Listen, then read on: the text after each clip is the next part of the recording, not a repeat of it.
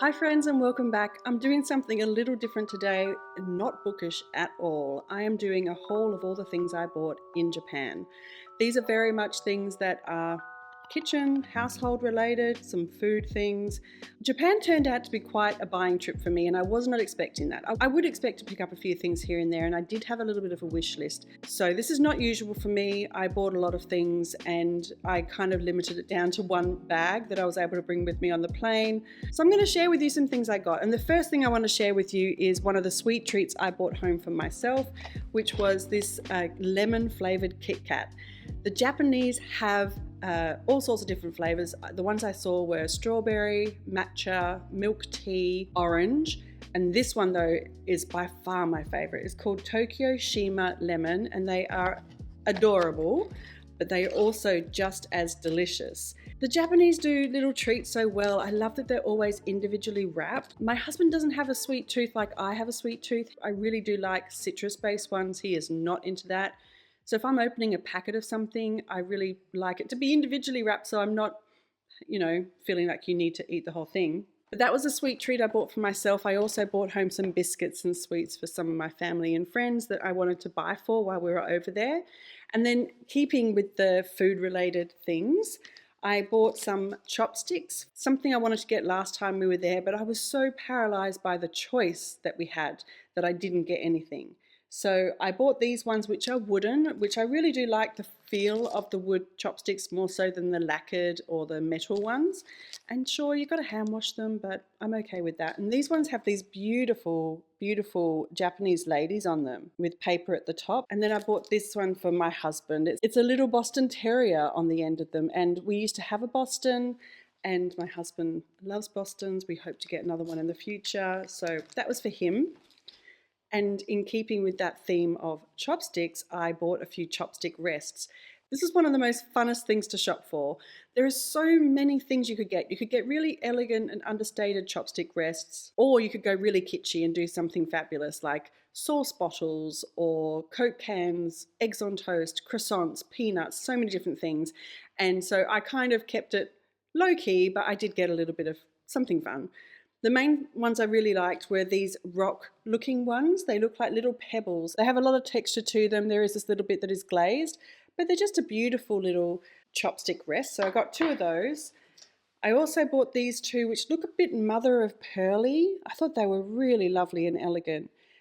So I got two of those. And then my fun one was these persimmons, which I love. I do think of Japan when I think of persimmons and the way that you see pictures in rural Japan of these persimmon trees with nothing else on them in winter but these beautiful bright orange fruit. So I got these little persimmons which are just adorable and they'll be perfect to rest chopsticks on. So I see a lot more Asian inspired meals in my future. And then on my wish list for Japan was I really wanted to buy a suribachi, which is like a Japanese style mortar and pestle. Suribachi, and I think it's a surikogi. The surikogi is the stick, the suribachi is the bowl. This one is really lovely. It is lacquered or it is glazed, but it's a really matte glaze, which I like. That it has these ridges inside the bowl, and those ridges help things like garlic get pulverized, or I think a lot of times the Japanese might use it for grinding sesame seeds. And so you use the bowl with the traditional stick, the name escapes me now of what it's called.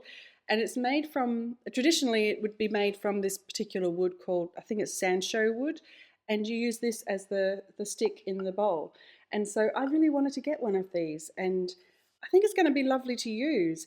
I'll use it for pestos, for grinding spices. This was something on my wish list and something I found. If I had bought this in Australia somewhere, it would have cost me $100, $150. I found it in this little ceramic store in the Kappabashi District, which is the Kitchen Street district. And this one cost me $1,760 and $810. So it's probably under $30 for all of this, which is incredible.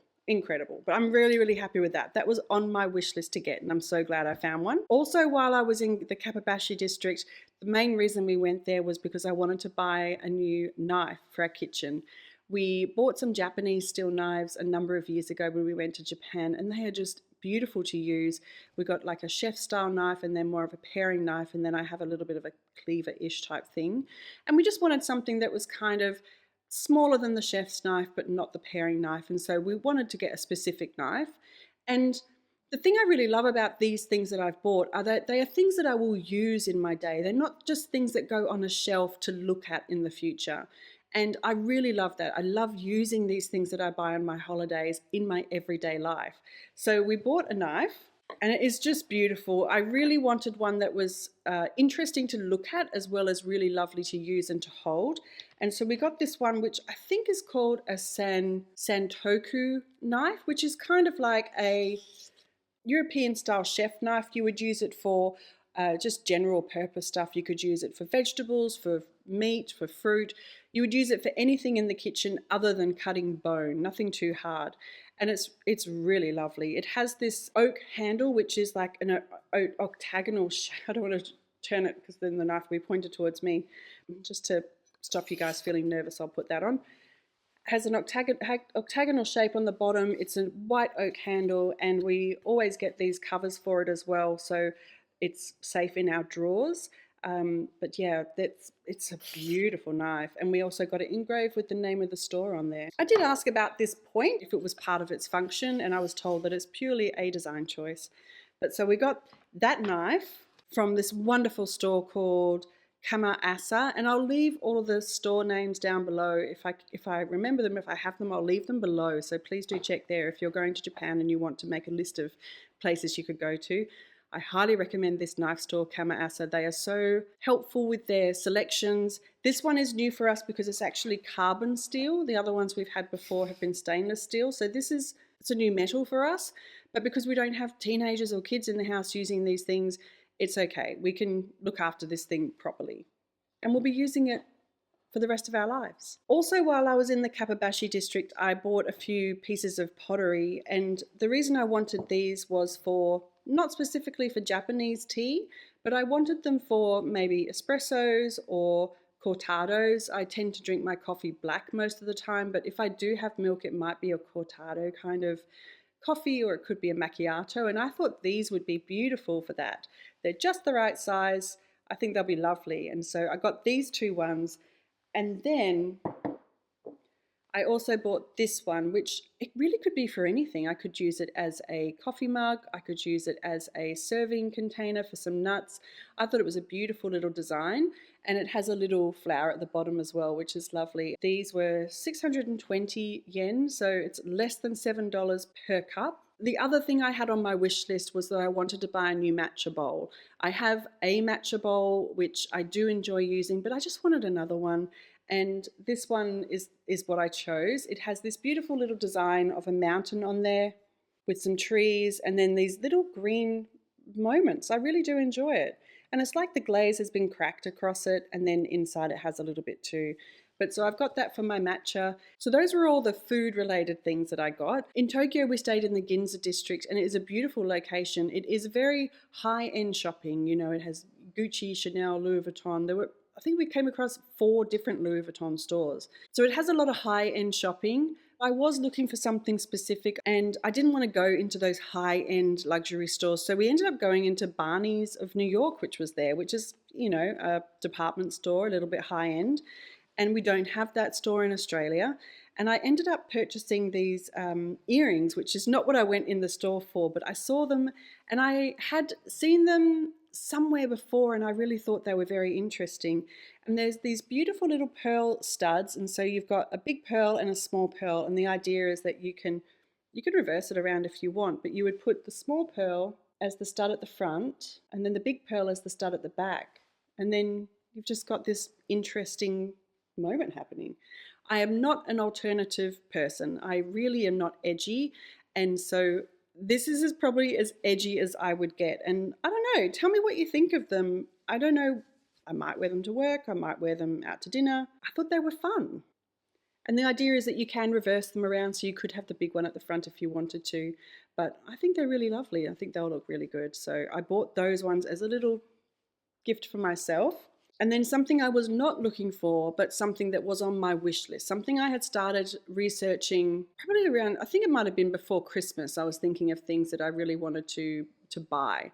And lately what I've been feeling is that I want to buy things that I only have to buy once or twice in my lifetime. I don't want to be purchasing them over and over because it's something that is cheap or something that is cheaply made and it's not going to last.